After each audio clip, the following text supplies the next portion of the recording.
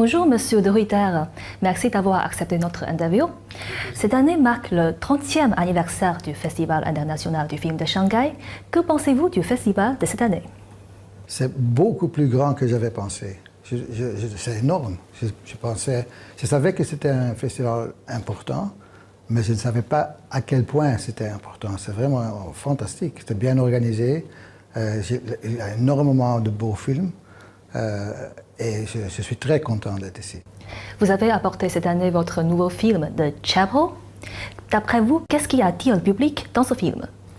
C'est un mélange entre, disons, le film Black Swan, un film américain, le film sur le batteur, là.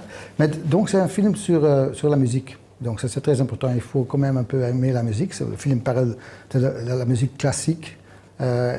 Et c'est un film qui aussi, l'élément de la compétition est très important dans ce film. Donc je pense que beaucoup de gens peuvent vraiment suivre le main actrice, l'actrice principale, pour savoir est-ce qu'elle va gagner la compétition, parce que cette compétition s'appelle la compétition Reine Elisabeth à Bruxelles. C'est assez important dans la musique classique et c'est de très haut de gamme. C'est vraiment le top du monde qui vient là-bas. Donc le stress pour ces jeunes gens, c'est énorme.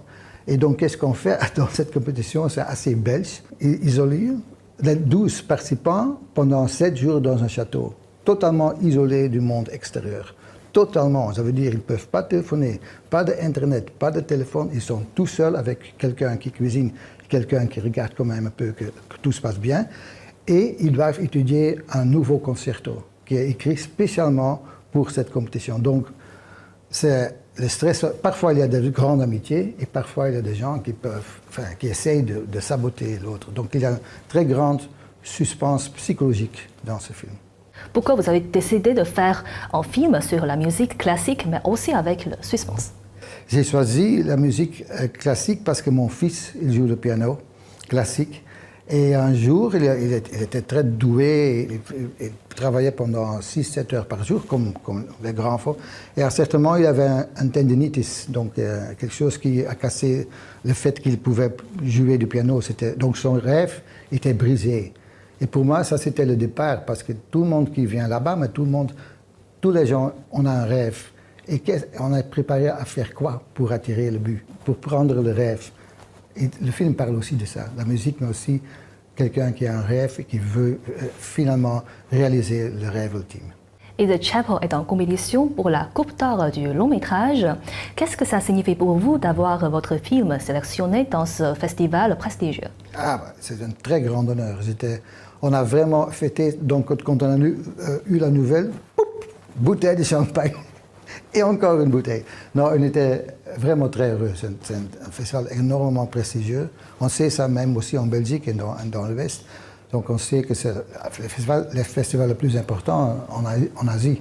Donc c'est un très grand honneur d'être parmi les 10 films, je pense, ou les 12, je ne sais plus exactement, qui sont choisis pour le Golden Goblet. Donc je suis énormément, je suis ravi d'être ici. Vous avez la confiance pour gagner le prix? En fait, on se sent, je suis ici avec ma comédienne et mon producteur, et on a déjà gagné. Je veux dire, on est tellement content d'être ici, de pouvoir participer. Donc, le reste, ce sont des petites séries qui viennent sur le cake. Est-ce que vous regardez parfois les films chinois? Que pensez-vous de ça? Oui, j'aime beaucoup les films chinois. Et la raison principale, c'est parce que je trouve que les films chinois sont très bien soignés, toujours. Belle lumière, beau décor, mais vraiment avec énormément beaucoup de goût. C'est pas comme parfois les films en Europe et surtout les films américains qui ne soignent pas. C'est dans le détail. Ils sont très, très, très fins. Et on voit ça dans la société ici. C'est très fin, c'est très délicat. Et c'est pour ça que j'aime beaucoup le cinéma chinois. Oui. Pourriez-vous donner quelques conseils pour les jeunes cinéastes qui viennent de commencer leur carrière? Il ne faut pas abandonner le rêve. Juste comme dans le film, la fille qui joue dans The Chapel, je veux dire, et les gens qui participent au concours et qui veulent devenir le meilleur pianiste au monde, c'est aussi un rêve. Si tu veux faire des films, il faut commencer et pas abandonner le rêve. Même si les choses, c'est pas facile, comme beaucoup de choses dans la vie, c'est pas facile. Il y a on a des moments où, moi aussi même déjà, souvent dans ma carrière, j'avais des moments où je dis, je vais abandonner, je ne trouve pas le financement, tout le monde déteste mes films. Des choses pareilles, on devient dépressif. Mais finalement, il faut vraiment continuer. Si c'est le rêve, il faut suivre le rêve. Il faut insister. Il faut insister. C'est toutes mes questions. Merci beaucoup. Merci beaucoup.